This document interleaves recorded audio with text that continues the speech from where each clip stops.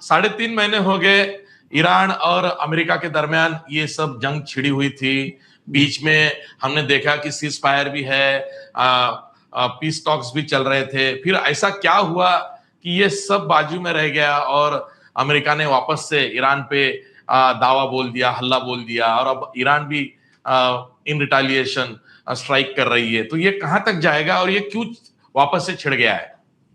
देखिए, ये छिड़ा नहीं था, ये रुका था। और रुकने की वजह ये थी कि उम्मीद करी जा रही थी कि दोनों साइड्स हैं वो किसी ना किसी तरीके से एक एक अंडरस्टैंडिंग में आ जाएंगे। तो जहां तक ईरान का ताल्लुक है, देखिए, ईरान ये लड़ाई जीत चुका है। और जहां तक ईरान का ताल्लुक है, दो बड़ी ताकतें चीन और रशिया वो उसको बैक कर रही हैं, उसके साथ खड़ी हुई हैं। और अगर आपके दर्शकों को याद होगा, मई के महीने के अंदर ईरान के जो फॉरेन मिनिस्टर हैं अरागची, वो रशिया गए थे, वहां वो प्रेसिडेंट पुतिन से मिले। उसके बाद वो गए थे चाइना, और वहां चाइना के फॉरेन मिनिस्टर वांग ही से मिले। और उसके बाद आके उन्होंने ये कहा कि हम चाहते हैं कि वेस्ट एशिया में एक नया सिक्योरिटी आर्किटेक्चर बने।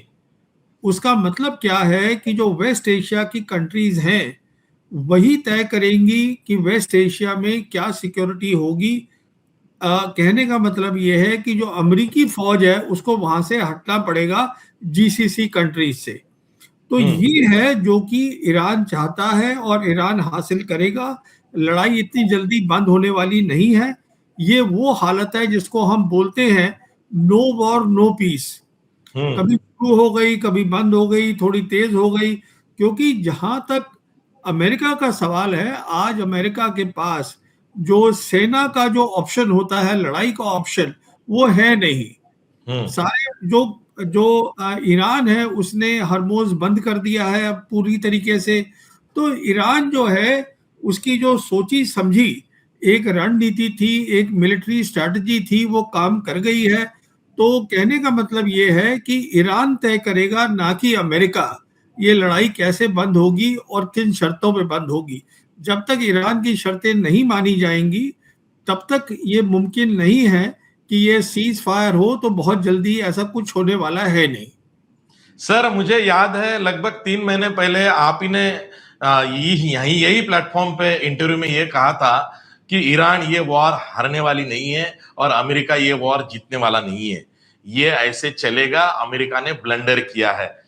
तब आपको लगा था अमेरिका ने ब्लंडर किया था, लेकिन अब सब लोग कह रहे हैं कि अमेरिका ने ब्लंडर किया है। और जबकि ईरान की जो भूमिका दिख रही है कि वेस्ट एशिया की कंट्री तय करेगी कि यहाँ क्या होना है।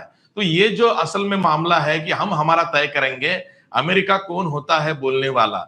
लेकिन आपको याद है 3.5 महीने पहले जब ये स्ट्राइक हुआ था अमेरिका और इजराइल का, तब ये बात नहीं थी। अमेरिका को बिल्कुल अंदाजा नहीं था कि ईरान उनके इंस्टॉलेशंस पे ईरान स्ट्राइक करेगा। अब ये पूरा फैल चुका है, जैसे बोलते हैं ना हिंदी में, रायता फैल चुका है। तो सर, अब इसमें से अमेरिका भी बाहर निकले तो कैसे निकले? अमेरिका का इसमें से बाहर निकलना बहुत मुश्किल है और उसके कारण है। उसका कारण सीधा सा ये है कि अमेरिका अगर यहाँ से छोड़ के जाता है तो जितनी भी ये जीसीसी कंट्रीज हैं, जो 6 कंट्रीज हैं जहां आज अमेरिका की बेसेस हैं, अमेरिका के वहां फौजी बैठे हैं, सिपाही बैठे हैं, तो उनको भी धीरे धीरे करके वहां से निकलना होगा। और अगर अमेरिका वहां से सिक्योरिटी हटा लेता है तो जैसे आपके दर्शक जानते होंगे, पेट्रो डॉलर होता है, तो पेट्रो डॉलर धीरे धीरे खत्म हो जाएगा। अगर पेट्रो डॉलर खत्म हो जाएगा तो जो अमेरिका की आज ताकत है, जो पेट्रो डॉलर है, वो खत्म हो जाएगी। तो अमेरिका जो है एक ऐसा मुल्क बन जाएगा जो बिल्कुल खत्म हो जाएगा। तो अमेरिका बहुत बुरी तरीके से फंस चुका है क्योंकि पेट्रो डॉलर चलने जरूरी है और ईरान मान नहीं रहा है। ईरान ने कह दिया है कि हम लोकल सोल्यूशन रखेंगे, हम रीजन का सोल्यूशन रखेंगे, बाहर के लोग हमें यहाँ नहीं चाहिए। तो ईरान मानने वाला है नहीं, इसलिए ये लड़ाई जो है ये कहीं बंद होती दिख नहीं रही है, ये ऐसे ही चलती रहेगी। यही है।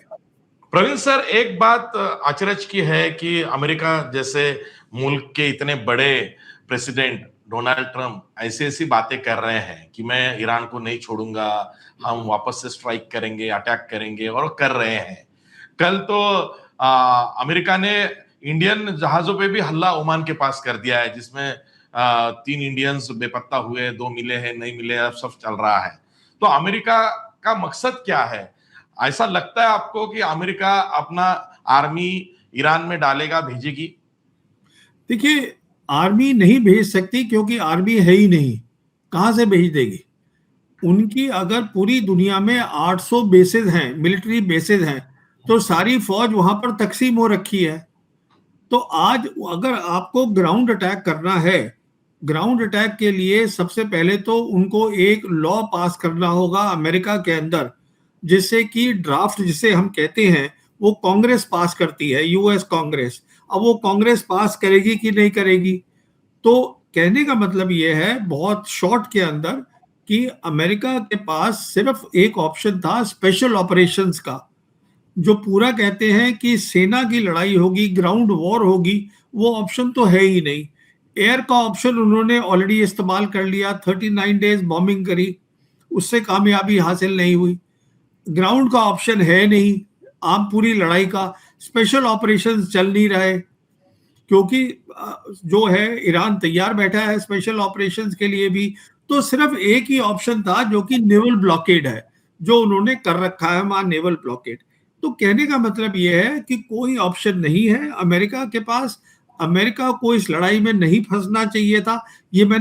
देखिए, ये लड़ाई शुरू हुई है 28 फरवरी को। मैंने 1 मार्च को ही वीडियो कर दिया था, तो और उसके करीबन 500,000 व्यूज हुए थे। मैंने कहा था ये लड़ाई ईरान नहीं हार सकता। तो यहाँ बहुत सारे लोग जो थे बोलने लगे कि अरे भाई ये तुम कैसे बोल सकते हो। उसका कारण ये है कि ईरान के लिए ये लड़ाई थी जिसे हम कहते हैं वॉर ऑफ सर्वाइवल। जब आदमी के लिए वॉर ऑफ सर्वाइवल होती है, उसकी आप पीठ लगा देते हैं दीवार पे, तो वो लड़ेगा। और आज जो है अब उनकी वॉर ऑफ डोमिनेशन हो गई है। अब वो लड़ाई जीत गए हैं, सर्वाइवल नहीं है। अब जो है, जो उनकी शर्तें हैं वो मनवाएंगे, उनका ये है। अब तो पूरा जो वो है पलड़ा जो है वो पलट गया है, और अमेरिका का ऐसा हश्र होगा ये किसी ने सोचा नहीं था। और जहां हिंदुस्तान का ताल्लुक है, देखिए, अगर आप सोचिएगा जैसे हमारे ये शिप के ऊपर अटैक हुआ और हमारे बच गए कुछ, और 3 जो है वो मिसिंग है, 2 मर गए, 1 मिसिंग है। अगर आप सोचिए इसमें चीन का क्रू होता तो क्या अमेरिकन उसके ऊपर धावा बोलते? बिल्कुल नहीं बोलते। और अगर जो है उनके मर जाते चीन के, तो आप सोचिए चीन क्या करता। तो कहने का मतलब है, जहां तक हिंदुस्तान का ताल्लुक है, मुझे बहुत अफसोस होता है कि हम बहुत बड़ा मुल्क है। आज हमारी दुनिया में सबसे ज्यादा पॉपुलेशन है, 1.5 बिलियन लोग हैं, और हमें मालूम नहीं है हम क्यों उनके पीछे ऐसे पड़े हुए हैं, जैसे कि मतलब जिसे हम कहते हैं वैसल स्टेट, कि मतलब वो हुक्म देंगे और हम काम करेंगे। ये हमने वो अपनी हालत बना ली है, जो अच्छा नहीं लगता है देखकर।